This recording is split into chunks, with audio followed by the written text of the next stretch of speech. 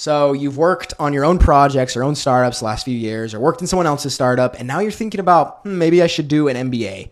Well, this was me a few years ago. I decided, yes, I wanted to do one, despite getting some ridicule from fellow entrepreneurs saying it wasn't worth it, as we usually do get about higher education. I really came to know for myself that I wanted to do it. And if that's you, I made this video for you because I want to give you tips on your application. So I'm Nathan Covey. I was very fortunate to be accepted into the Wharton MBA, and I was actually accepted into their deferred program. So I actually haven't started yet. I'm planning on starting next year. So I don't have any experiences I can tell you at the MBA school yet, but I can talk about my whole application experience and how I got in. One thing that you need to know about me and the videos on my channel is I won't hold back. I show the numbers of my businesses. I am extremely transparent. In this video, I'm going to actually give you the essays that I wrote that got me into Wharton. I'm going to show you my resume. I am going to be very transparent. So if you like content like this, like and subscribe. It's super supportive and helps me continue to make content like it. So let's dive in. Why an MBA as an entrepreneur? Before you even start applying to schools, make sure you really know your reasons why you want to get an MBA, especially as an entrepreneur, because it's not the traditional path. And there are a lot of people that do it, but they're not as used to seeing it. So you need to have really strong reasons. My reasons were, number one, I wanted to expand my network. I have a really good network in Utah, but outside of Utah, I do not know anybody. And I actually think it's going to hurt me long-term in my entrepreneurial ventures because I really do not know anyone outside of Utah. And I want to expand my network. Obviously, there's a lot of ways to do it, but I honestly think the MBA is one of the best ways to do it. So that's one of my first reasons. Number two is credential. As much as people don't want to admit it, brand matters. And attaching a big school brand and saying, hey, I got an MBA from this school actually can really help you in tons of things for the rest of your life. And you can either curse the system and say the system's rigged and it's so dumb how things that don't matter, or you can make it work for you. And that's kind of how I see it. Yeah, the system is imperfect and I don't really love it myself, but I'm going to make it work for me. So I think credential and brand really matters, and it really helps you in a lot of areas.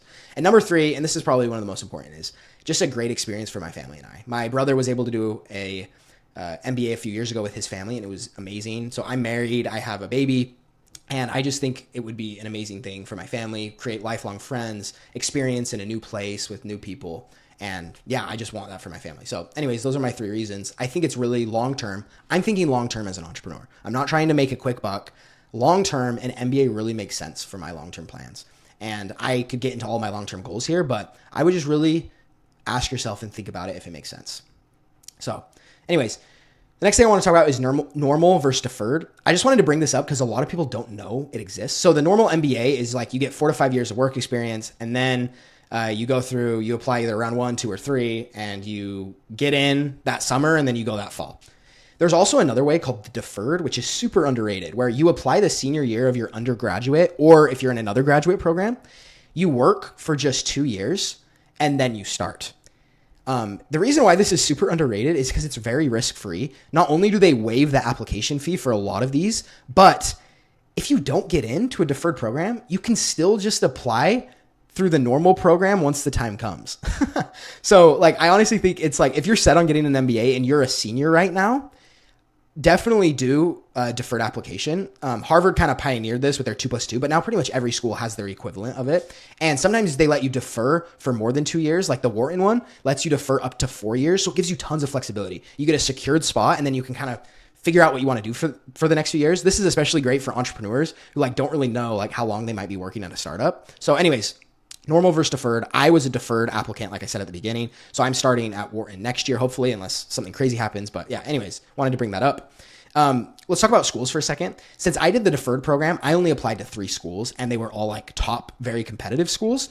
Obviously, if you're doing the normal MBA application, then I would add in some safety schools in case you don't get in. But these were my top schools, and I had really kind of strong reasons for each of them, and I really liked each of the schools. This is something so important. Don't apply to a school just to apply to the school.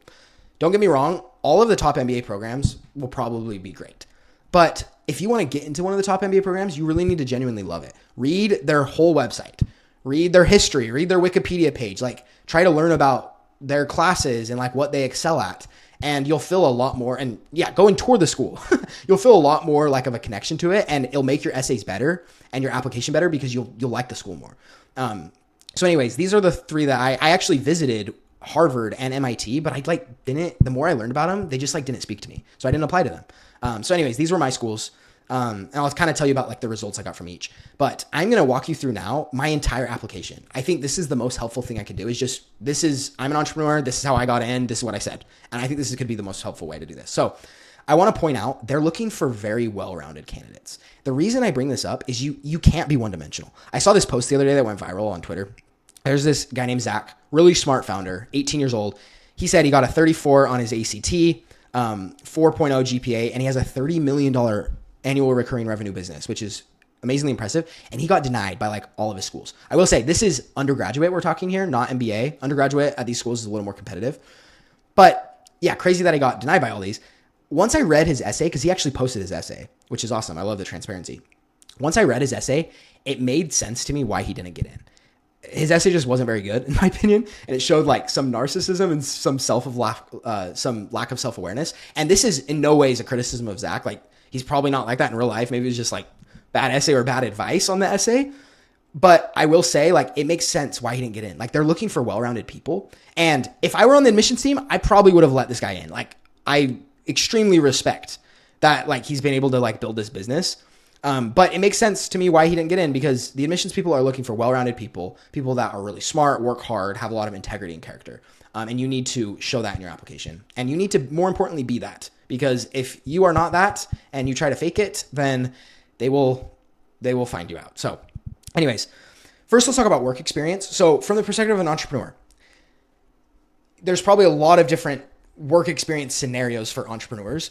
But the main advice I could give you is be honest and be consistent with being an entrepreneur. And the reason I bring this up is because people have the tendency to try to fit a certain profile for the MBA. They think about this application, I need to be the ideal, like what the admissions people are looking for. They're not really looking for anything in particular. What they're looking for is greatness. They're looking for people with deep intrinsic worth and people that work freaking hard and people that are just like stellar individuals. That's what they're looking for. And you just need to be honest and tell your story. And so, for example, in my application, I was doing the deferred application, and one of the questions said, hey, do you have any post-graduation job offers? And I was freaking out because I was like, wait, I'm building a startup.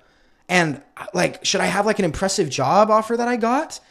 And for a minute, oh my gosh, I hate these video effects that Apple does. Sorry, side note, that's the worst thing Apple's ever done. But anyways, I almost thought about like going and getting a job just for like my application to look better. And I was like, wait a minute. I was like, my whole resume, my last few years is pure entrepreneurship. In my essays, I'm talking about entrepreneurship. My resume and my story should be consistent. They need to match. And I was like, so I just put, I don't have any job offers, but I'm building my own startup. I was just 100% honest and it worked. So just know, like, as an entrepreneur, like, own up to being an entrepreneur. Don't try to scare away, like, try to be something else, and don't try to like hide that you're an entrepreneur. Like, they like these people, but you just need to be honest, you know? So anyways, that's what I would say about like your work experience is keep working on startups. If you're going to pull the entrepreneur story card, make sure your resume has a bunch of startups on it. Okay. Essays and personal statements. Number one thing, I kind of talked about this above, be genuine. Don't try to be something you're not. And the best way you can do this is to get based feedback. So I actually just like asked my wife, I said like, hey, read my essay. And I asked my dad as well, read my essay and tell me, does this sound like me? And my first few drafts, they actually were like, this needs to be tweaked. Like, it sounds like you're trying to fake or like trying to be something. And that was really important feedback. And I felt like the essays I was able to do in the end were purely genuine.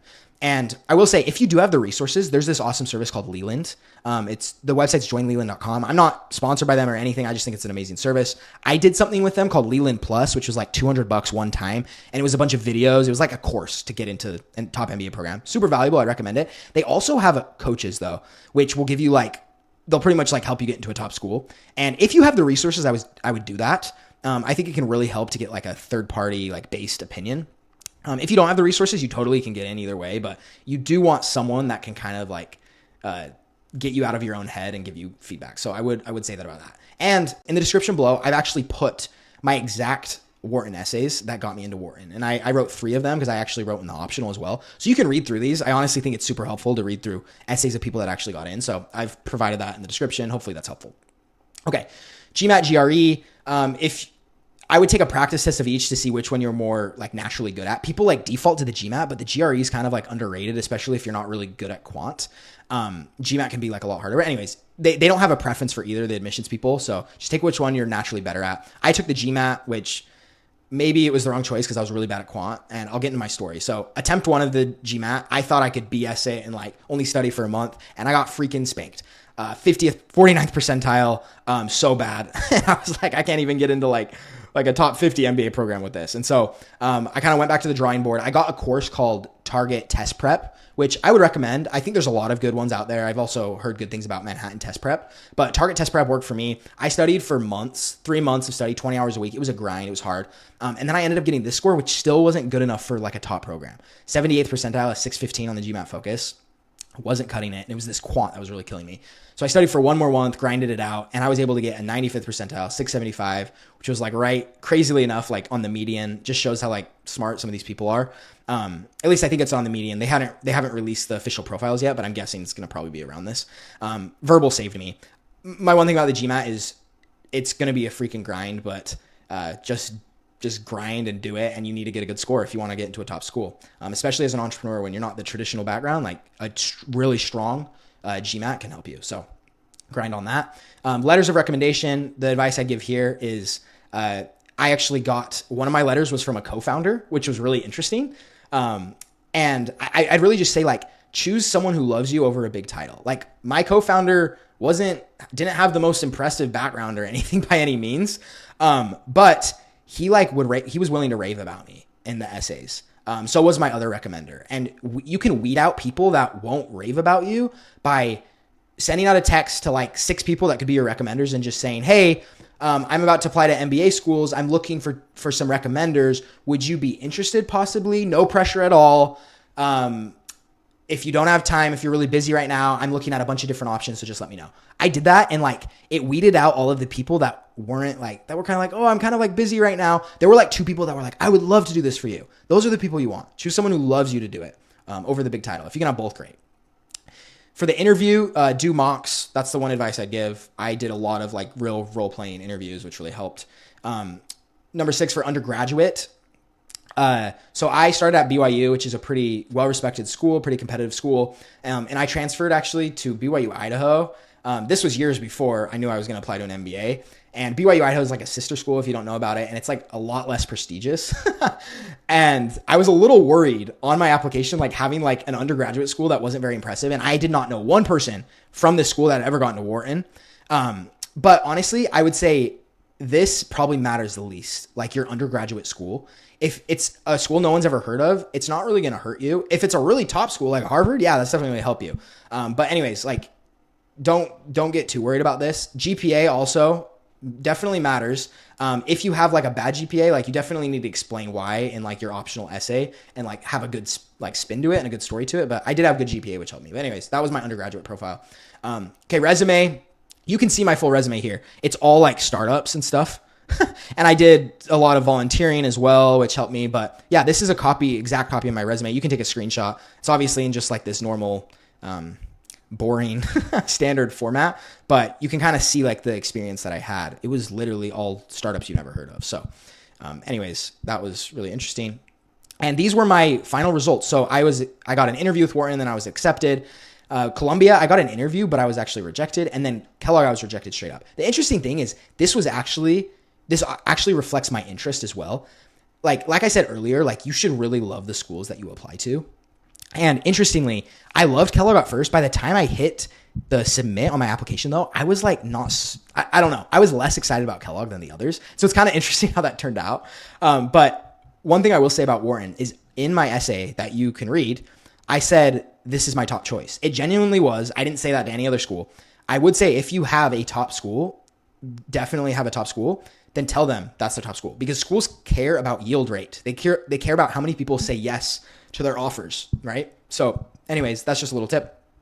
The last thing I'll say, go the extra mile. Go the extra mile. So go to admissions events, go tour the school, especially your top school, talk to alumni, go the extra mile, and those things can really help you. And as a personal example, with Wharton, I actually so I went and toured the school, but before I went, I emailed a professor, an entrepreneurship professor that I really was intrigued by his class. And I was like, hey, could I come to your class that day when I'm there? And he was actually like, hey, I'll give you a personal tour of this entrepreneurship building. And I was like, wait, what? So I show up and it was so nice. The professor took me on like a personal 30-minute tour of this building at Wharton. And at the very end, he was like, hey, I don't know if this is going to help, but when you submit your application, just email me and I'll give a positive endorsement to the admissions team. And he's like, it's probably not going to really help, but it can't hurt. I don't know if that's one of the reasons I got in, but I'll just say when you go the extra mile in life or in these MBA applications, like good things will happen. So go the extra mile. I think you can get in. And yeah, I hope that this inspires some entrepreneurs to get MBAs. I definitely think an MBA isn't for everyone, but I think there are strong reasons to do one, depending on your life plan. So I hope to see some of you at Wharton in the coming years and hope this was helpful. So